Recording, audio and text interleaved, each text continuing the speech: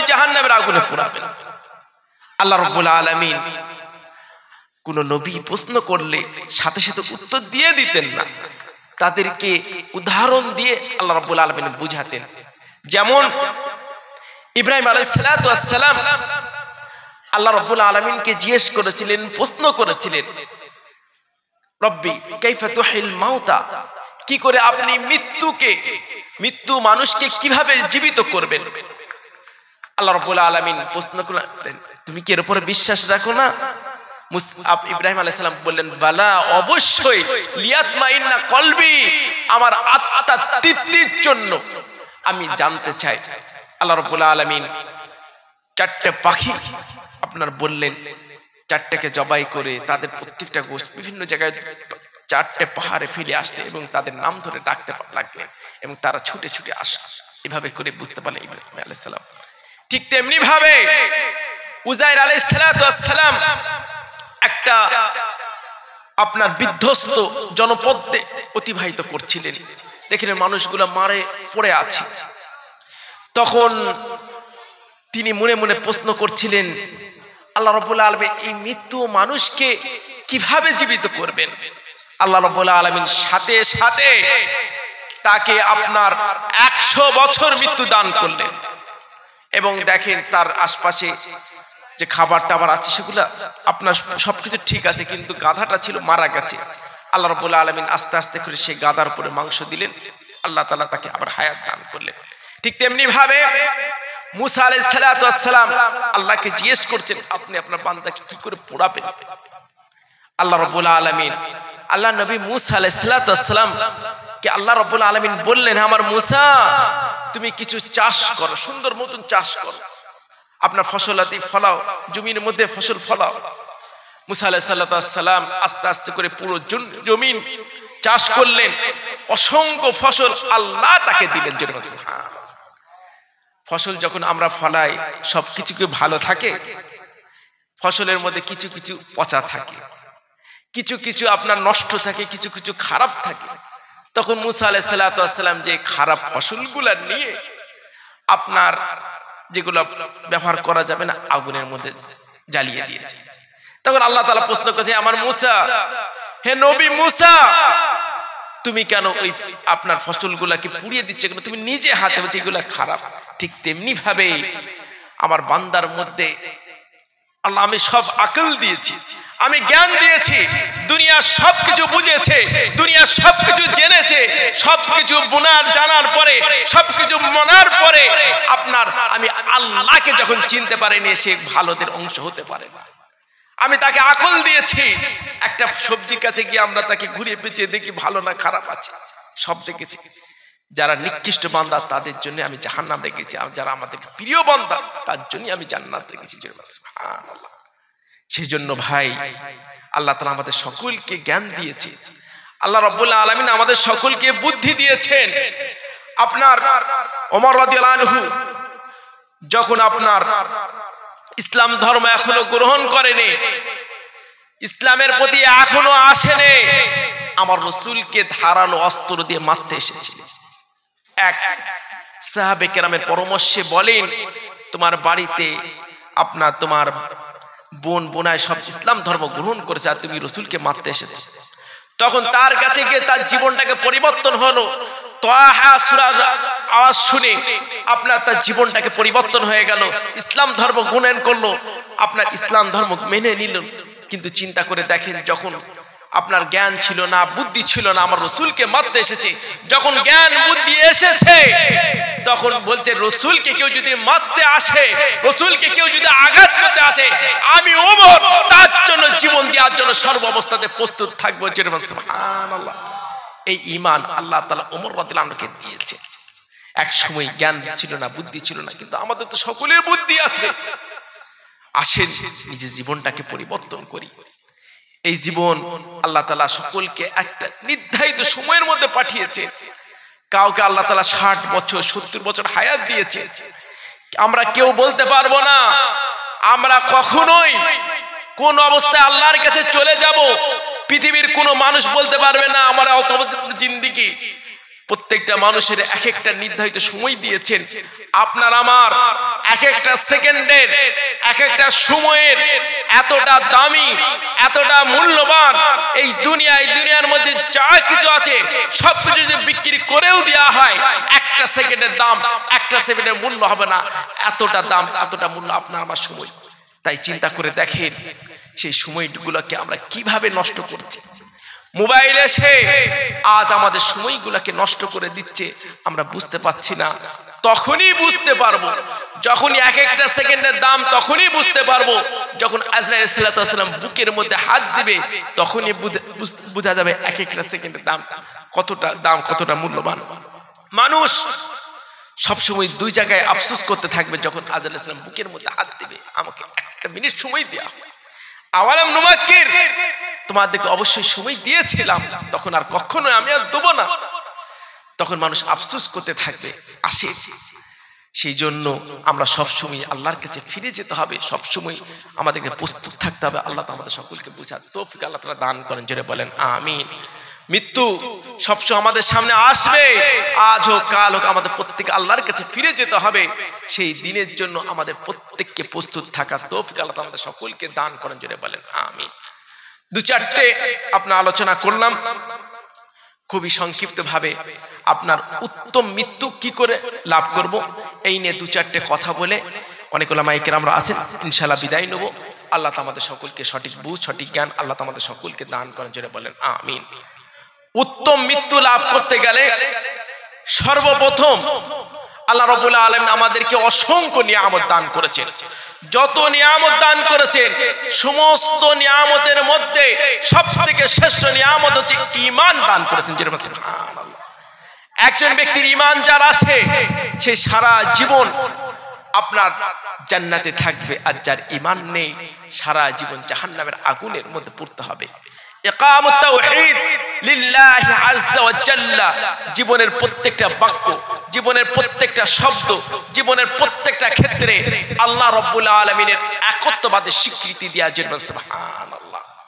হাদিসে আছে আল্লাহ রাসূল সাল্লাল্লাহু আলাইহি ওয়াসাল্লাম ইরশাদ করছেন, মান ক্বালা আখির কালামিহি লা ইলাহা ইল্লাল্লাহ, যে ব্যক্তির জীবনের শেষ শব্দটি হবে, শেষ বাক্যটি হবে লা ইলাহা ইল্লাল্লাহ, আল্লাহ রাব্বুল আলামিন অবশ্যই তাকে জান্নাত দিবেন, সুবহানাল্লাহ। সাথে সাথে আল্লাহ রাব্বুল আলামিনকে ভয় করে চলা, জীবনের প্রত্যেকটা বাক্য, জীবনের প্রত্যেকটা ক্ষেত্রে আল্লাহকে ভয় করে চলা। আর যারা আল্লাহ রাব্বুল আলামিনকে ভয় করে চলবে, তার দ্বারা কোনো খারাপ কাজ করা সম্ভব নয়। আর যারা আল্লাহ রাব্বুল আলামিনকে ভয় করে চলবে, আমার আল্লাহ তার জন্য প্রত্যেকটা কঠিন কাজগুলোকে আমার আল্লাহ তার জন্য সহজ করে দিবে। আর মানুষের সবথেকে কঠিন মুহূর্ত হলো মৃত্যু। ওমা ইয়াত্তাকিল্লাহ ইয়াজআল লাহু মিন আমরি ইউসরা, প্রত্যেকটা কঠিন কাজগুলোকে আমার আল্লাহ সহজ করে দিবেন। আর মানুষের সবথেকে কঠিন মুহূর্ত হলো মৃত্যু, সেই মৃত্যুটাও আমার আল্লাহ বান্দার জন্য সহজ করে দিবেন, সুবহানাল্লাহ। সাথে সাথে ইস্তেকামাত ঠিক রাখা, অর্থাৎ আমরা আল্লাহর প্রতি ঈমান এনেছি, আমরা আল্লাহর প্রতি বিশ্বাস এনেছি। আল্লাহর প্রতি ঈমান আনার পরে, আল্লাহর প্রতি বিশ্বাস আনার পরে আপনার ইস্তেকামাত ঠিক রাখা। আর যারা ইস্তেকামাত ঠিক রাখবে, তাতানাজ্জালু আলাইহিমুল মালায়েকা, মৃত্যুর সময় ফেরেশতা চলে আসবে, সুবহানাল্লাহ।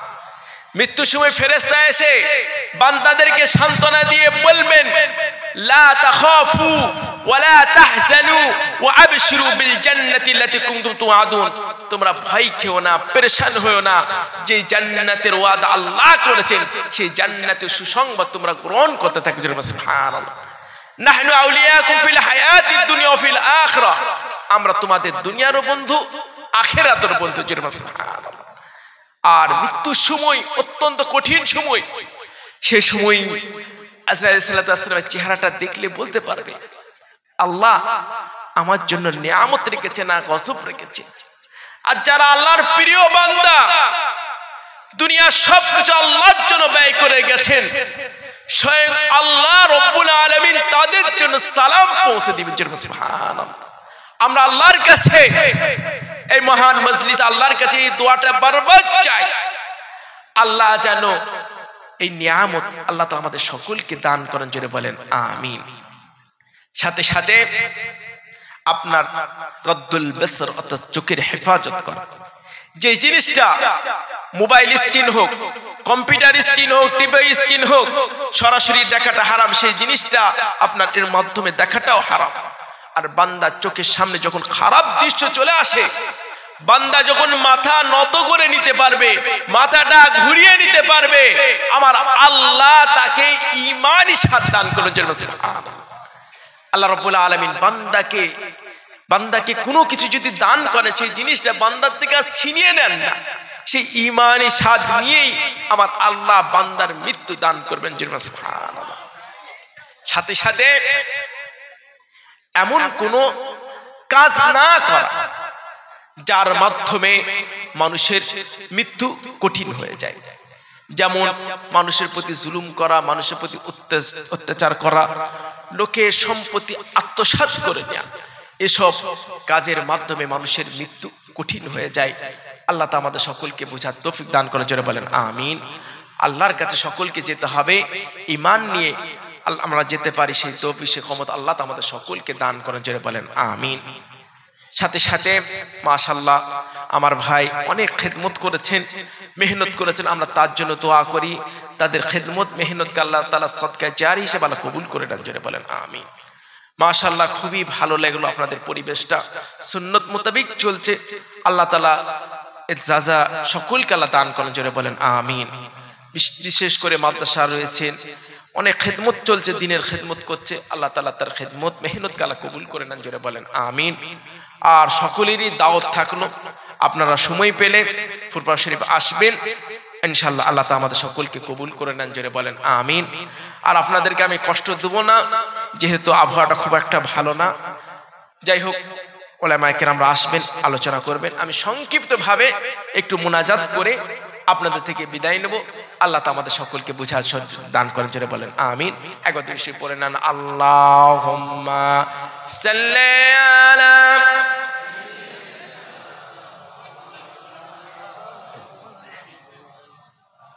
কয়টা বাজছে? বৃষ্টি টিষ্টি হচ্ছে বলছিল,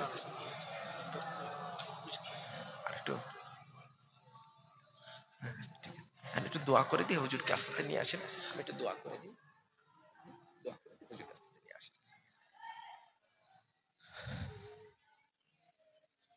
আল্লাহুম্মা সাল্লি আলা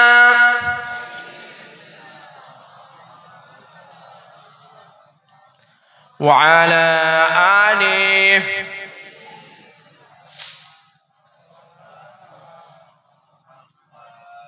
দোয়া হবে, আমরা সকলে সকলের জন্য দোয়া করব, নিজেরা নিজেদের জন্য দোয়া করব, বিশেষ করে আমাদের ফেলে যারা কবরবাসী হয়ে গেছে তাদের জন্য দোয়া করব। কারণ মানুষ যখন মারা যায়, সে ব্যক্তি আশা করতে থাকে আমার ভাই, আমার আত্মীয় স্বজন, আমার প্রতিবেশী আমার জন্য কেউ কি দোয়া করে কিনা। যখন তাদের জন্য কেউ দোয়া করে, তাদের দিল, তাদের অন্তর এতটা বেশি খুশি হয়ে যায়, এই দুনিয়ার মধ্যে যা কিছু রয়েছে সবকিছু পাওয়া থেকে তাদের দিল, তাদের অন্তর আরো বেশি খুশি হয়ে যায়। এক সাহাবী জিজ্ঞেস করছেন, ইয়া রাসূলুল্লাহ, হাবিব আল্লাহ, আমার অমুক মারা গেছে, আত্মীয় মারা গেছে, আমি যদি তার জন্য কিছু দান করি তিনি কি সওয়াব পাবে? আমার রাসূল সাল্লাল্লাহু আলাইহি ওয়াসাল্লাম বলছেন দুটো সওয়াব পাবে, একটা তো সে ব্যক্তি পাবে, আর সেই পরিমাণ সওয়াব আল্লাহ তাআলা তোমাকেও দান করবেন। সুবহানাল্লাহ। আমাদের তো ফেলে চলে গেছে, তাদের সাথে তো রাসূল সাল্লাল্লাহু আলাইহি ওয়াসাল্লাম বলছেন আমরা তাদের জন্য দোয়া করা, তাদের জন্য মাগফিরাত করা, এটাই হচ্ছে তাদের জন্য হাদিয়া স্বরূপ। সুবহানাল্লাহ। সাথে সাথে এই দুনিয়াতে যাদের মাধ্যমে আমরা এসেছি, চিন্তা করে দেখেন কত কষ্ট করে, ছোটবেলা থেকে কত কষ্ট করে মানুষ করেছে, খেয়ে না খেয়ে সব দুনিয়ার সবকিছু বিসর্জন দিয়ে তারা চেষ্টা করেছে আমার সন্তান কি করে ভালো রাখবো, সন্তান কি করে রাখবো, দুনিয়ার সবকিছু ত্যাগ করেছে। সেই পিতা মাতার সাথে কেমন আচরণ করব, তাদের সাথে আমরা কেমন কথাবার্তা বলবো, কেমন বাক্য বিনিময় করব, সব কিছু আল্লাহ তাআলা কোরআনের মধ্যে শিখিয়ে দিয়েছেন। আমার আল্লাহ বলছেন আনিশকুরিলি ওয়ালি ওয়ালিদাইক, আমার বান্দা তুমি আমি আল্লাহর শুকরিয়া আদায় করো, সাথে সাথে মাতা পিতার শুকরিয়া আদায় করো। আমরা আল্লাহর শুকরিয়া কি করে আদায় করব? যে আল্লাহ রাব্বুল আলামিন আমাদেরকে সকলকে হাজার হাজার কোটি কোটি নিয়ামতের মধ্যে ভাসিয়ে রেখেছেন। সে আল্লাহ রাব্বুল আলামিনের শুকরিয়া আপনাকে আমাকে আদায় করতে হবে কমসে কম 5 ওয়াক্ত নামাজের মাধ্যমে। এবার মাতা পিতার শুকরিয়া কি করে আদায় করব? মাতা পিতার শুকরিয়া আপনাকে আমাকে আদায় করতে হবে কমসে কম তাদের জন্য 5 বার দোয়ার মাধ্যমে। দেখবেন যে সন্তান মাতা পিতার অবাধ্য, মাতা পিতার কথা শুনে না, এমনকি তাদের জন্য দান খয়রাতও করে না, এমনকি তাদের জন্য দোয়াও চায় না, দেখবেন একটা বালা, একটা মুসিবত, একটা পেরেশানি তাদের জন্য লেগেই থাকে। জোরে বলে নাউজুবিল্লাহ। আর পিতা মাতা যদি কোনো সন্তানের মধ্যে খুশি হয়ে যায়, স্বয়ং আল্লাহ রাব্বুল আলামিন তার জন্য খুশি হয়ে যায়। সুবহানাল্লাহ। অর্থের পিছ পিছ তাকে দৌড়াতে হয় না, টাকার পিছ পিছ তাকে দৌড়াতে হয় না, মা বাপের দোয়ার ওসিলায় আল্লাহ রাব্বুল আলামিন দুনিয়া সবকিছু তার জন্য সহজ করে দেয়। সুবহানাল্লাহ। আপনার ফেরাউনের কথা চিন্তা করে দেখেন, আল্লাহ নবী মুসা আলাইহিস সালাম বারবার বদদোয়া করছেন, প্রায় 40টা বছর ধরে বদদোয়া করেছেন, কিন্তু আল্লাহ কবুল করেনি। কেন জানেন? যতদিন পর্যন্ত নিজের মা না, একটা পালিত মা হায়াতে ছিল, তার ওসিলা আল্লাহ তাআলা তাকে হেফাজত করেছেন। এত বড় মর্যাদা, এত বড় সম্মান আল্লাহ তাআলা দিয়েছেন। সুবহানাল্লাহ। আপনার আল্লাহ নবী মুসা আলাইহিস সালামকে আল্লাহ রাব্বুল আলামিনকে মুসা আলাইহিস সালাম জিজ্ঞেস করছে, হে আমার রব, হে আমার মালিক, হে আমার প্রতিপালক, আমি জানতে চাই, আমি তো অবশ্যই জান্নাতে যাব, কিন্তু দুনিয়া জমিনে থেকে জানতে চাই কোন ব্যক্তি আমি মুসার সাথে জান্নাতে থাকবে। সুবহানাল্লাহ। তখন আল্লাহ রাব্বুল আলামিন জিবরাইল ফেরেশতার মাধ্যমে জানিয়ে দেন, একটা কসাই তোমার সাথে জান্নাতে থাকবে, একটা কসাই তোমার সাথে জান্নাতে থাকবে। তখন চিন্তা করে দেখেন মুসা আলাইহিস সালাম তার কি এমন আমল রয়েছে, সামান্য একটা কসাই এসে আমি মুসার সাথে জান্নাতে থাকবো, আমার সাথে অন্য নবীরা থাকতে পারবে, তার কি এমন আমল রয়েছে। আস্তে আস্তে করে সেই কসাইয়ের খোঁজ খবর নিলেন। দেখেন সারা দিন আপনার পরিশ্রম করে মাংস বিক্রি করে বাড়ির দিকে যখন রওনা হয়েছে, সামান্য একটু গোশত নিয়ে বাড়ির দিকে রওনা হয়ে গেছে। বাড়ি থেকে গিয়ে তার মাকে, আম্মা জানকে সুন্দর মতন গোসল করে দেয়, মাথাটাকে মুছে দেয়, চুলটাকে আঁচড়িয়ে দেয়, এরপরে কাপড় চোপড় পরিবর্তন করে দেয় এবং সামান্য যে গোশতটা নিয়ে গেছিল রান্না করে। রান্না করার পরে যখন তার মায়ের মুখের মধ্যে খাবারটা তুলে ধরে, তার মা তার জন্য অন্য কোনো দোয়া চায় না, একটাই দোয়া চায়, আল্লাহ যেন তোকে কাবা শরীফের ইমাম হিসেবে আল্লাহ কবুল করে নেন। সুবহানাল্লাহ। আল্লাহ ভুল বলছি, আল্লাহ যেন হযরত মূসার সাথে তোকে জান্নাতের ব্যবস্থা করে দেন। সুবহানাল্লাহ। আল্লাহ তাআলা সেই মর্যাদা আল্লাহ তাআলা তাকে দান করেছেন। সুবহানাল্লাহ। আল্লাহ তো আমাদের সকলকে সঠিক বুঝ, সঠিক জ্ঞান দান করেন। চাই চিন্তা করে দেখেন সেই পিতা মাতার সাথে আমরা কেমন আচরণ করছি, সেই পিতা মাতার সাথে আমরা কথা ব্যবহার কেমন করছি। দুনিয়া ধ্বংস করে দেওয়ার জন্য যথেষ্ট, একটা কষ্ট, একটা আঘাত যদি পেয়ে যায়, একটা সন্তানের জীবনটা ধ্বংস করার জন্য যথেষ্ট। আর পিতা মাতা যদি হাত তুলে দোয়া করতে হবে না, তাদের একটা যদি খুশি করে ফেলতে পারে, সারা জীবনের সফলতা জুড়ে রয়েছে। সুবহানাল্লাহ। আপনার এই হাদিসটা আপনার বুখারী শরীফেও আছে, মুসলিম শরীফেও আছে। এই হাদিসটা বুখারী শরীফে আছে, মুসলিম শরীফে আছে, যাকে বলা হয় মুত্তাফাকুন আলাইহি। জুরাইব নামক একজন ব্যক্তি ছিলেন, তিনি সব সময় নামাজ আদায় করতেন, নামাজটাকে ভালোবাসতেন, নামাজটাকে পছন্দ করতেন, সবসময় এক জায়গায় দাঁড়িয়ে তিনি নামাজ আদায় করতেন। একবার তার আম্মাজান তাকে ডাকছে জুরাইব, কোনো সারা শব্দ নেই, কিন্তু আল্লাহ রাব্বুল আলামিন মাতা পিতার এতটা মর্যাদা, এতটা সম্মান আমার আল্লাহ দান করেছেন যে আল্লাহ রাব্বুল আলামিন বলছেন নফল নামাজ ছেড়ে দাও, আপনার ফরজ নামাজ ছেড়ে দেন, নফল নামাজে যদি মাতা পিতা ডাকে আমার আল্লাহ বলছেন আমার নামাজটাকে ছেড়ে দাও, তোমার মাতা পিতার ডাকে তুমি সাড়া দাও। জোরে বলেন সুবহানাল্লাহ। তার আম্মাজান তাকে ডাকছে জুরাইব, কোনো সারা শব্দ নেই। দ্বিতীয় দিন আবার ডাকে জুরাইব, কোনো সারা শব্দ নেই। তৃতীয় দিন আবারও ডাকে জুরাইব, কোনো সারা শব্দ নেই। তখন তার মা তার জন্য একটা বদদুয়া করে দেয়, আল্লাহ তাআলা তোকে জিনার অপবাদ না দিয়ে যেন তোকে যেন মৃত্যু দান যেন না দান করে। জোরে বলেন নাউজুবিল্লাহ। এরপরে ওই গ্রামে আপনার একটা খারাপ মেয়ে ছেলে থাকে, মানে আমি ইচ্ছা করলে দুনিয়ার সমস্ত মানুষকে ধোঁকা দিতে পারবো। কিন্তু গ্রামবাসীরা জুরাইবকে অত্যন্ত ভালোবাসতো, কোনো সুবিধা অসুবিধা হলে তার কাছে যেত। আপনার গ্রামবাসীরা বলে তুমি যদি দুনিয়ার সমস্ত মানুষকে যদি ধোঁকা দিতে পারো, আপনার জুরাইবকে তুমি ধোঁকা দিতে পারবে না। তখন ওই খারাপ মেয়ে ছেলেটা বলে আমি জুরাইবকেও ধোঁকা দিয়ে দেবো। তখন আস্তে আস্তে করে গিয়ে জুরাইবের কাছে গিয়ে খারাপ কুপ্রস্তাব দেয়। জুরাইব লাঠি সোটা দিয়ে মেরে ধরে তাড়িয়ে দেয়। এরপরে তার ইজ্জতটাকে বাঁচানোর জন্য একটা খারাপ রাখাল ছেলের সাথে মিলামেশা করার পরে তার পেটে সন্তান আসে। সন্তান যখন ভূমিষ্ঠ হয় গ্রামবাসীদেরকে জানিয়ে দেয়, বলে দেয় এটাই জুরাইবের সন্তান। জোরে বলেন নাউজুবিল্লাহ। রাসূল সাল্লাল্লাহু আলাইহি ওয়াসাল্লাম বলছেন তার জুরাইব সম্পর্কে যদি তার মা তার থেকে এর থেকে যদি আরো কোনো কঠিন বদদুয়া করতো সেটাই তার প্রতি নাজিল হয়ে যেত। জোরে বলেন নাউজুবিল্লাহ। গ্রামবাসীরা বলে এটা হচ্ছে জুরাইবের সন্তান। তখন জুরাইবকে অত্যন্ত গ্রামবাসীরা ভালোবাসতো। জুরাইব এখানে দুনিয়াবি কোনো কাজ করেনি, নামাজে দাঁড়িয়েছিল, নামাজে দাঁড়িয়ে আল্লাহ রাব্বুল আলামিনকে ডাকছিল, আল্লাহকে স্মরণ করছিল, কিন্তু তার মায়ের ডাকে সাড়া দেয়নি। তার মায়ের বদদুয়া আল্লাহ কবুল করে নিয়েছেন।